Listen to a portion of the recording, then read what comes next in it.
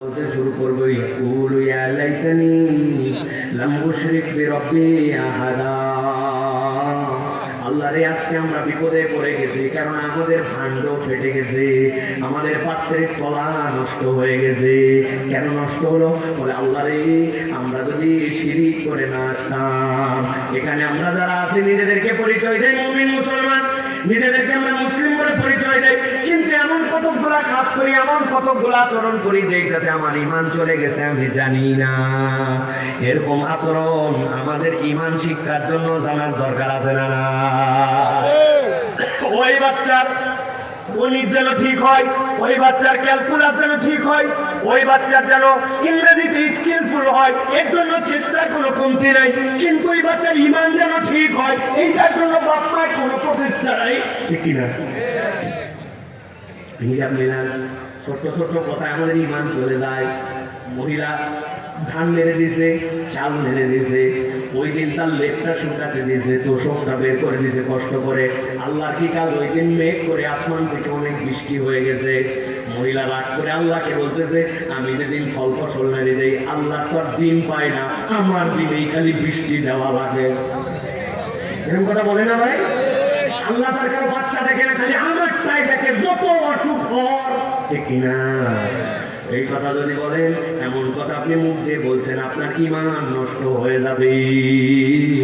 এই জন্য মনে রাখতে হবে, আমি সব হারা হতে পারি, ঈমান হারা হতে পারি না, ঠিক না? এই জন্য বাচ্চাদেরকে আকীদা শিখাতে হবে, ঈমান শিখাতে হবে। ও কিচ্ছু জানে না, ঠনঠনা ঠন ঘুরে বেড়ায়। এই গোসলের ফরজ কয়টা? বয়স 18 বছর হয়েছে, রাত্রেবেলা মাঝে মাঝে তো তোমার গোসল ফরজ হয়।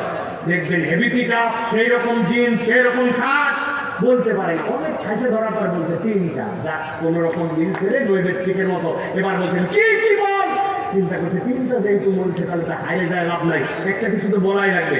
তালে তালে বলে দিছে লুঙ্গি বদনা গামছা। আপনি হাসছেন, হয়তো লুঙ্গি বদনা গামছা বলে না, কিন্তু গোসলের ফরজে জানে না। এরকম অনেক তরুণ যুবক 20 বছর বয়স হয়ে গেছে আমাদের এলাকায় আছে। বিখ্যাত সাংবাদিক, আল্লাহ নামাজের প্রতি দরদ আছে, পানি না পাইলে যে তায়াম্মুম করা লাগবে তাও জানে, কিন্তু তায়াম্মুম কেমনে করা লাগবে জানি না। আমরা ভিডিওতে দেখছি তায়াম্মুমের সময় ধুলা দিয়ে অভিনয় করে মুখ করে ধুইছে, মাথাও মশে করছে, হাত পা পর্যন্ত মশে করা শেষ। অথচ বিখ্যাত প্রবীণ সাংবাদিক, তার মানে কি? সে দিনটুকু শিখে নাই। এই জন্য প্রিয় ভাই, আফসোসের কারণ 3 নম্বর, যে আল্লাহর জন্য যদি শিরিক করে তার বাঁচার কোনো কায়দা নাই, রাস্তা নাই।